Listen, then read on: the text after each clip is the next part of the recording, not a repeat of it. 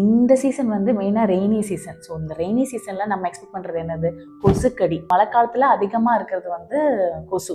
அது ஏன் இந்த ப்ரீடிங் ஆஃப் கொசு வந்து இந்த சீசனில் அதிகமாக இருக்குன்னா, ஓவர் ஹெட் டேங்க்ஸில் மூடாமல் விட்டாலோ, திறந்து கிடக்கிற டேங்க்ஸாலேயோ, இல்லை தண்ணி தேங்கி ஒரு இடத்துல கிடக்கிறதுனாலையோ, இல்லை குப்பை மேடுகள்லேருந்து பரவக்கூடிய கொசுவோ, இல்லை இந்த கொப்பரைன்னு சொல்லுவோம் இல்லையா, தேங்காய் மட்டை, கொப்பரை, அதில் வந்துட்டு கொசு நிறைய இருக்கிறதுனால இருந்து அங்கேருந்து ப்ரீடிங் ஆரம்பிக்குது.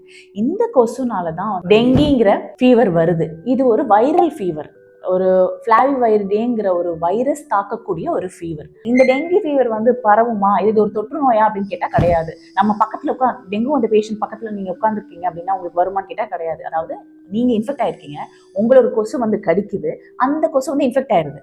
அதுக்கப்புறம் அந்த இன்ஃபெக்ட் ஆன கொசு போய் இன்னொருத்தவங்களை கடிச்சதுன்னா அப்பதான் இந்த வைரஸ் வந்து ஸ்ப்ரெட் ஆகும். This is how the cycle is.